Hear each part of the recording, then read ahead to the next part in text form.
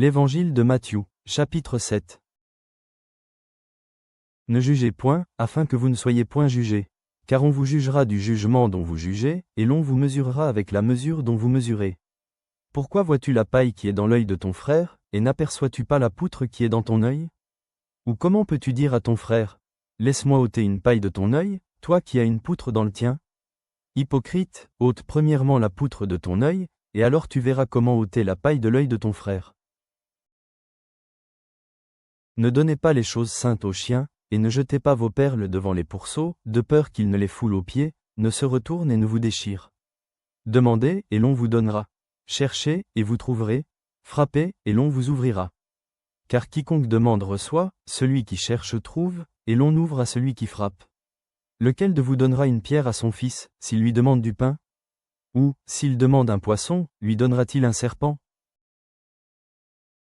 Si donc, méchants comme vous l'êtes, vous savez donner de bonnes choses à vos enfants, à combien plus forte raison votre Père qui est dans les cieux donnera-t-il de bonnes choses à ceux qui les lui demandent? Tout ce que vous voulez que les hommes fassent pour vous, faites-le de même pour eux, car c'est la loi et les prophètes. Entrez par la porte étroite. Car large est la porte, spacieux est le chemin qui mène à la perdition, et il y en a beaucoup qui entrent par là. Mais étroite est la porte, resserré le chemin qui mène à la vie, et il y en a peu qui les trouvent. Gardez-vous des faux prophètes. Ils viennent à vous en vêtements de brebis, mais au-dedans ce sont des loups ravisseurs.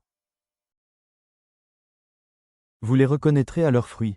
Cueille-t-on des raisins sur des épines, ou des figues sur des chardons? Tout bon arbre porte de bons fruits, mais le mauvais arbre porte de mauvais fruits. Un bon arbre ne peut porter de mauvais fruits, ni un mauvais arbre porter de bons fruits. Tout arbre qui ne porte pas de bons fruits est coupé et jeté au feu. C'est donc à leurs fruits que vous les reconnaîtrez. Ceux qui me disent « Seigneur, Seigneur », n'entreront pas tous dans le royaume des cieux, mais celui-là seul qui fait la volonté de mon Père qui est dans les cieux. Plusieurs me diront en ce jour-là, « Seigneur, Seigneur, n'avons-nous pas prophétisé par ton nom? N'avons-nous pas chassé des démons par ton nom?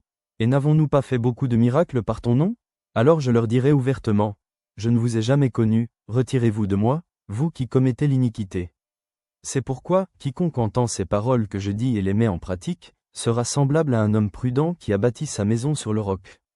La pluie est tombée, les torrents sont venus, les vents ont soufflé et se sont jetés contre cette maison. Elle n'est point tombée, parce qu'elle était fondée sur le roc.